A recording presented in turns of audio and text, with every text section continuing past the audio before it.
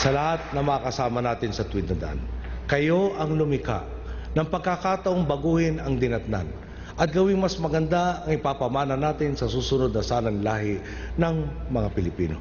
Kayo pong mga tsuper na pumapasada pa rin, kayong mga guro at estudyanteng pauwi pa lang mula sa klase, kayong patuloy ang paglikha ng mga obrang nagpapaalab sa apoy ng ating pagka-Pilipino, kayong mga pulis, sundalo, kaminero at bumbero, kayong mga marangal na magtrabaho sa Pilipinas man, sa gitnang dagat o sa ibang bansa, kayong mga tapat na kasama natin sa gobyerno, anumang probinsya o partido, kayong mga Pilipinong nakikinig sa akin ngayon, kayo po ang lumikha ng pagkakataong ito.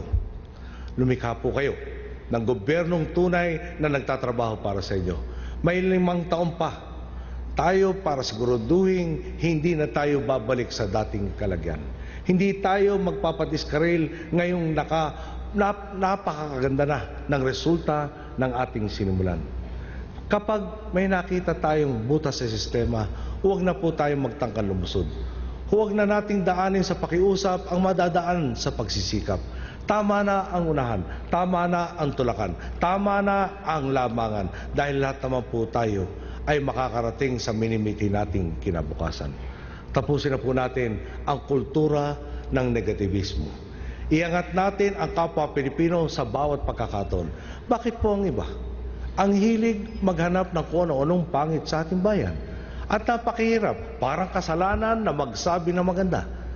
Naalala pa po ba natin nung huling beses tayong pumuri sa kapwa Pilipino?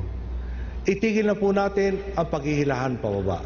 Ang dating industriya ng pintasan na hindi natin maitakwil, iwaksi na po natin. Tuldukan na po natin ang pagiging utak alimango. Pwede bang iangat naman natin ang magaganda nating nagawa? Kung may nakita kang mabuti, huwag kang magdalawang isip na purihin ito. Kapag nakita mo ang pulis sa kanto nagtatraffic na walang kapote sa ilalim ng ulan, lapitan mo naman sana at sabihin, salamat po. Kung magkasakit ka at makita mo ang nurse na nag-aaruga sa iyo sa halip na nagserbisyo sa dayuhang kapalit ng mas malaking sweldo, pakisabi rin po, salamat po.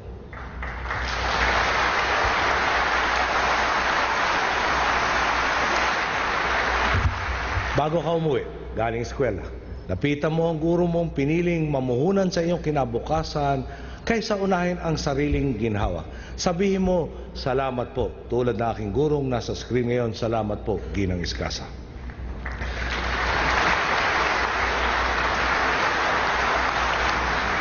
Kung makasalubong mo ang iyong kinatawan sa kalsadang dati ay lubak-lubak o wala, at ngayon ay pwede ng daanan na maaliwalas, lapitan mo siya at sabihin, salamat rin po.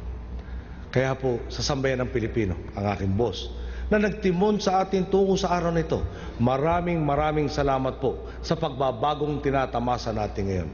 Buhay na ang Pilipinas at ang Pilipino. Magandang hapon po.